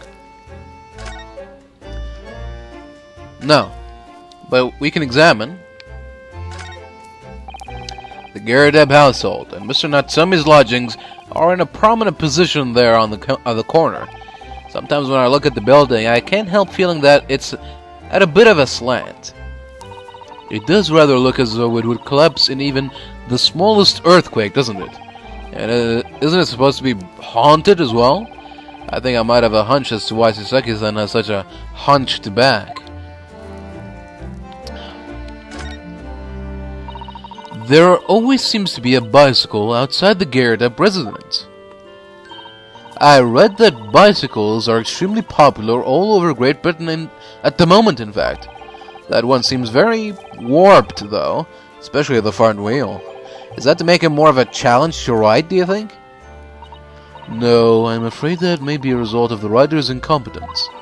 For the front of the wheel to be so badly warped, I'm afraid the rider may have been similarly afflicted. Then, there's a good chance Mr. Natsume has been practicing on this bicycle, I think? Oh dear, I fear you may be right. Oh. With the exception of the top floor where Mr. and Mrs. Garrideb live, all the windows are bricked up. Yes, that is because of an old window tax that was charged on the number of windows a property had. In order to pay less tax, the poorer member of society filled in many of their windows.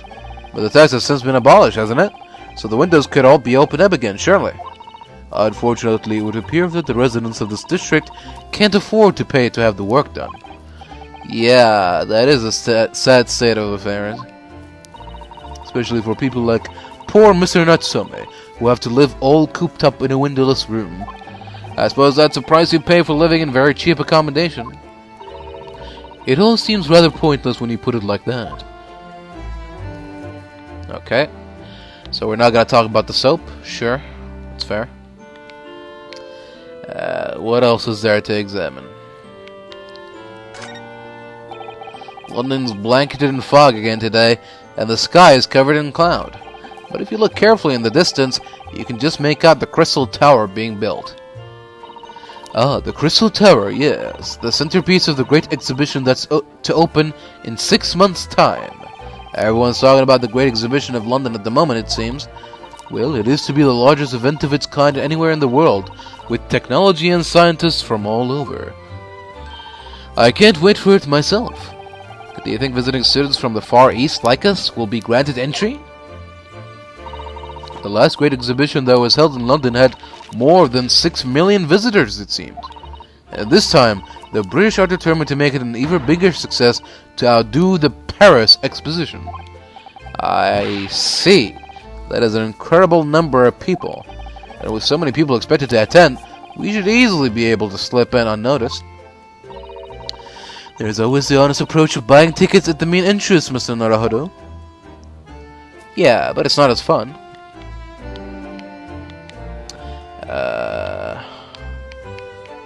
Okay.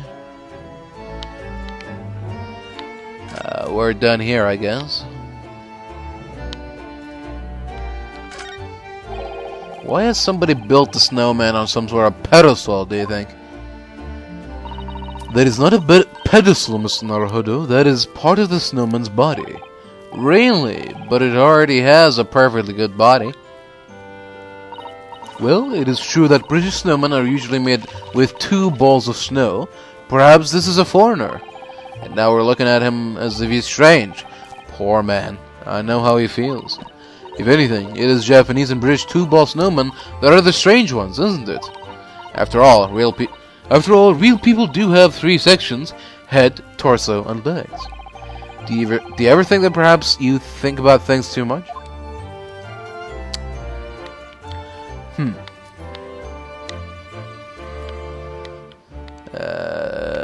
Okay. And that's Briar Road, I guess. Where should we go now? Prison or... They're still questioning Natsume, so we'll go somewhere else. We'll leave Miss Green now for a while. Okay. I guess we gotta go back to... Oh! I feel we need to spend a little more time investigating here. Really? Did I miss something? Hold on.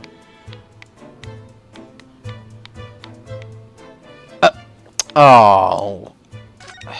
Okay, here we go. Oh, one of the teacups that Mr. Shamspear and his guests drank from last night. But don't go drinking from them, Mr. Naruhodo. There is bitter poison inside. I'm not planning on drinking any, don't worry. Anyway, the cups are both empty. That is true, so one was Mr. Shamspear's, and the other must be the cup that Mr. Natsume was drinking from. Mr. Sekisen wasn't poisoned, of course. Perhaps we should take these so we can examine them in more detail later. The one with green line is Natsume's, and the other is Shamspear's.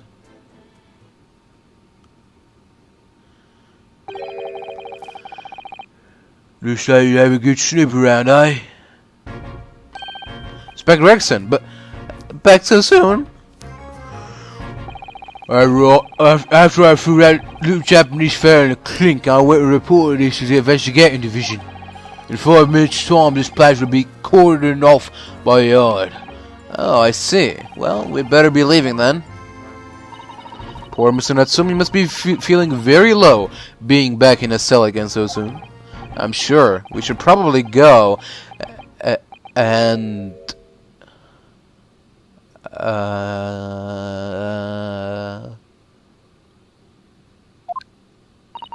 What's wrong, Mr. Naruhodo? Kia!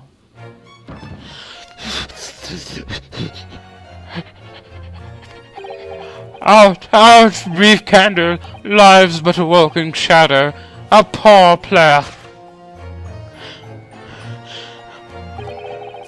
That struts and frets his hour upon the stage, and then is heard no more. Now, how soundeth the next part? It is a tale told by an idiot, full of sound and fury, signifying nothing. Indeed, oh happy day. Brr. What? Walking Dead!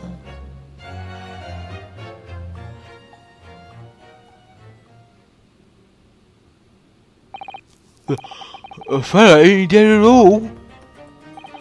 What was that nonsense he was saying, though? I think, yes, it was from William Shakespeare's Macbeth, a soliloquy from Act 5, Scene 5. Shakespeare. So it was that the victim, Mr. William Shakespeare, came back to life. If the man had indeed been poisoned, it transpired that it hadn't killed him. He was taken by emergency carriage to a nearby hospital for treatment, and Inspector Gregson evicted us from the scene of the crime, whatever that now was.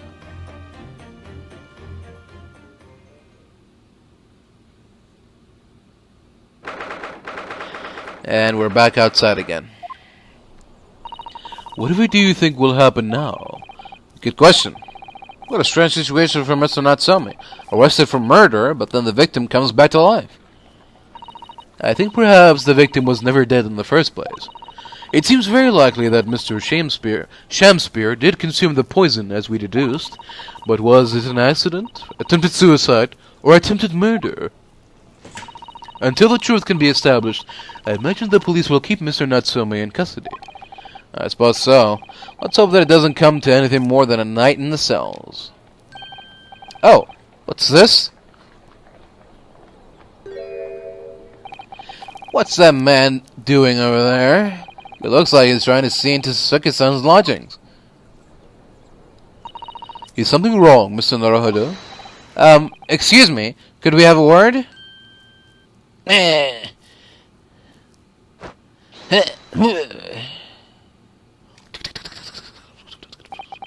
He just ran off.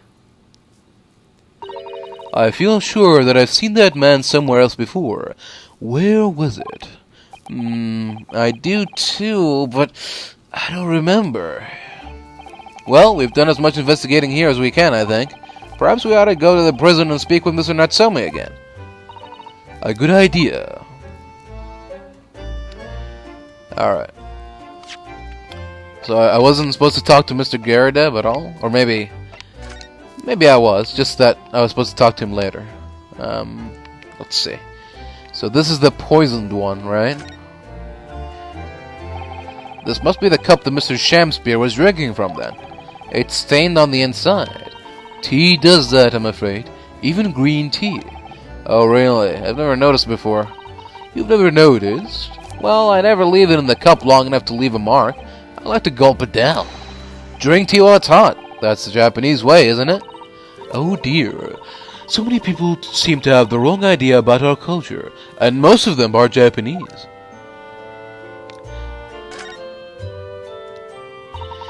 This is the teacup from which Mr. Natsume was drinking. Yeah, unlike the other one, the inside of the cup is completely clean. I suppose he must have drunk the contents before the tea had a chance to leave a mark. I always gulp it down too. Sorry, Mr. Naruhodo.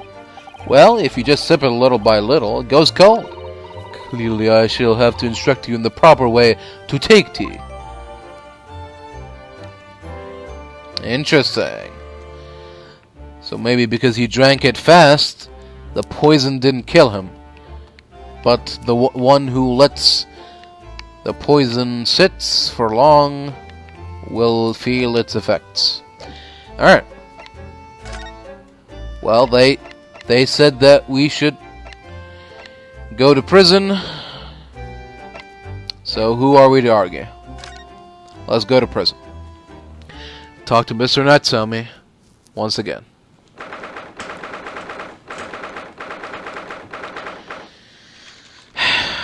Poor guy.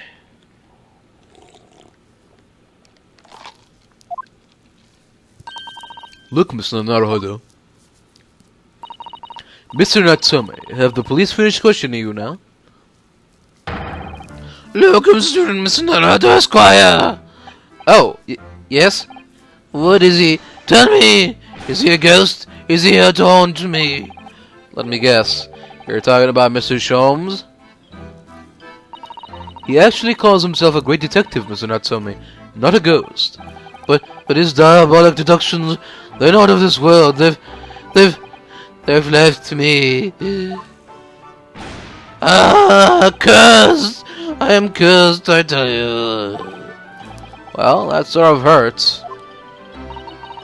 Credit where credit is due, Mr. Naruhodo. You were heavily involved in the deduction too. Yeah, moving on. We have some wonderful news. Oh? The victim that we all thought was dead has come back to life again. Now, in the absolutely worst case, you could only be tried for attempted murder. That's great, isn't it, Mr. Natsume? It's terrible! Oh. I'm stuck in the cell, suffering from some silly wrong end of the stick. You did it, didn't you? Confess, you're a killer. Why the mustache? Constant questions! I'm sorry to hear that. Ah, that super shyster! Make up your mind. Are you dead or alive? If you're going to come back to life, why bother dying? Wickedly wishy-washy, William! Well, it seems likely that Mr. Shamspeare was never actually dead in the first place. Ah, yes, that might make sense, and I'm pleased that he is alive, of course. Our lively debate last night was much fun. I'd be sad to think it was our last. Oh, Oops! Mr. Natsume, does this mean that you did see the victim last night? You met with Mr. Shamspeare? I'm not saying another word. I demand to have a lawyer present. Who do you think I am? Please, Mr. Natsume, we need to hear your side of the story. Oh, why am I cursed like this? Can you tell us exactly what happened last night then, Mr. Natsume? There's nothing to tell, but, Mr. Naruhodo, Esquire, I am eternally grateful to you for helping me with that accursed case yesterday. The case that saw poor Miss Green hospitalized after she ended up with a knife in her back. It is hard to believe that was only yesterday. After the trial was over, I trudged my way back to my lowly lodgings. That evening, at 9:30 it must have been, I visited Mr. Shamspeare. So you did go to the victim's room then? As we feared. Oh. As we feared. I didn't do anything wrong! I'd never been to his room before! It was the first time! Then what made you decide to go? I bumped into him when I arrived back at the house. We got chatting, and it developed into a discussion. But he had to go out, so I bade him farewell. That ties in with Mr. Garrett said that the victim went out and came back after 8. We met again later that evening at around 9 or just after, when I took him some nice tea I'd brewed as a gift. So it was you who brought the tea that had clearly been drunk at the scene then? And I suppose you were discussing the works of Shakespeare, were you? Yes, that's right. That is exactly right. Romeo and Juliet. Who was the stronger? It was a delightful debate. I'm sure. Such a stimulating subject, Shakespeare! And the debate became very heated, so you slipped poison into Mr. Shamspeare's tea? No, never! Not at all! Team Juliet won. That was me. And when I left his room, that flamboyant fellow was fighting fit. I swear it. Categorically. Huh. Mr. Natsume, you often say the same thing about yourself, I've noticed. That you have a cursed existence. I'm sure I've mentioned this to you before, but I've been here in Great Britain for a year now, and in that time I have learned that it is no place for me. It can be very trying to live in a foreign land and adapt to the ways of another culture. There are foreigners everywhere I look, and they all stare at me. They all laugh. That is the impression I get whenever I go out. It makes me scared to leave my room. Which is why I've become a recluse. But even in my room I find no respite from my fears. I've moved more times than I can remember. And then, 1 week ago, I moved into Briar Road. But why? I mean, why did you choose that place? It doesn't seem very comfortable. Because the rent is cheap.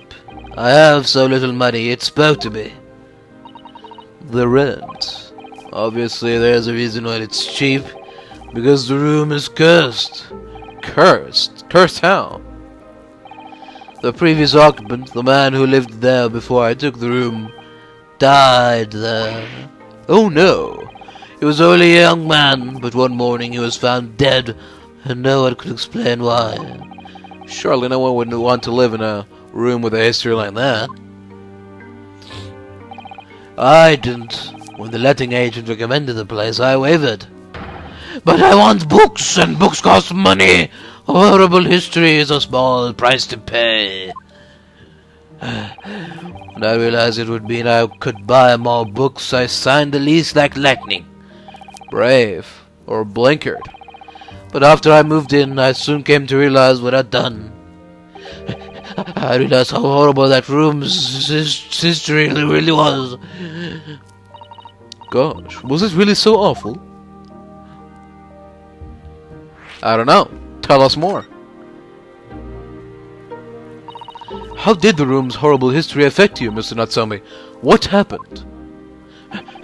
At first, it was just a feeling. The feeling of beady eyes boring into my back, watching me. Do you think that might have just have been your mind playing tricks on you? No. My mind doesn't do any tricks. It doesn't know any tricks. It was someone else. It's been one long nightmare ever since I was given the keys to the place. Nightmare? You've been having bad dreams, you mean? All the souls who have died in that room leaned over me in my sleep and tried to strangle me. That really is horrible. And now I come to think of it, it happened again last night too. The very same night that Mr. Shamspear was writhing in agony from the poison in his body. I was on the verge of being suffocated silently by those miserable spirits in my room. You simply must move out of that room as soon as possible. Yes, you're right, I know it. And that's why I'm already searching for the next room with a history to call home. I think perhaps you should try to avoid a combination with any kind of history at all. Otherwise, I am scared that you yourself may become history. Ooh. Whew, Susato-san knows how to make the man listen. Hooey. Of course, Mr. Lord of the Manor is worried about the curse on my room as well. You mean Mr. Garrett? Yes, he knows that if people keep dying there, he'll never be able to rent it out again. Oh, that's true. I, for one, wouldn't go near the place. Ah, perhaps that may explain why the landlord pays so much attention to the gas lamps and his tenants' movements. You mean because he's worried about their well-being? He does seem to have an unusually keen interest in the amount of gas in the pipes. There must be a reason why he keeps such close tabs on the occupants of his let rooms. What do you mean he pays so much attention to the gas lamps? Oh dear, oh no, it has nothing to do with you, Mr. Natsume. Please, forget I said anything. Oh, now you're talking about me behind my back as well. What's important is that Mr. Shakespeare isn't, in fact, dead at all. Once he's come around and is able to tell us what happened, we'll be able to get you released. Yes, please. Oh, I do hope you're right. Excuse me. Oh, excuse me. Inspector Gregson, I can't help over here what you just said. On that note, I have some good news and some bad news. Oh, What you want first? always, every time, the bad news comes first. When hope is all you have, hold on to it. That is my guiding principle. Alright then, well, in that case, the good news it is. Huh? Sorry, but it's just a lot easier to explain everything that way. Then why did you ask me to my preference? As you might have heard, the victim, Mr. Shakespeare, was just unconscious. He's come round now. Yeah, we saw it happen in all its terrifying glory. He's still being treated by the doctors, but we managed to get a written statement from him already. Oh, isn't that wonderful, Mr. Natsume? Oh, thank goodness. It's all over then. I can leave this somber cell. So now, it's not on the cards. What? Whatever not, Inspector. Mr. Shakespeare has implicated someone as being responsible for what happened last night. Implicated someone? Oh dear. You don't mean... I'm sorry to say I do, yeah. He's pointing a finger at you, Mr. Natsume. By sweet poison did he seeketh to end my life. That wicked caitiff Soseki Natsume. No. So I'm afraid of being appearing in court as planned. You'll be wanting to make the necessary preparations. No! And so, once again, Soseki-san found himself having to take the dock in the Old Bailey. Whether his room was haunted or whether he was just terribly unlucky, I knew I had no choice. The following day I would represent him in court, and do my utmost to break the curse that had blighted him.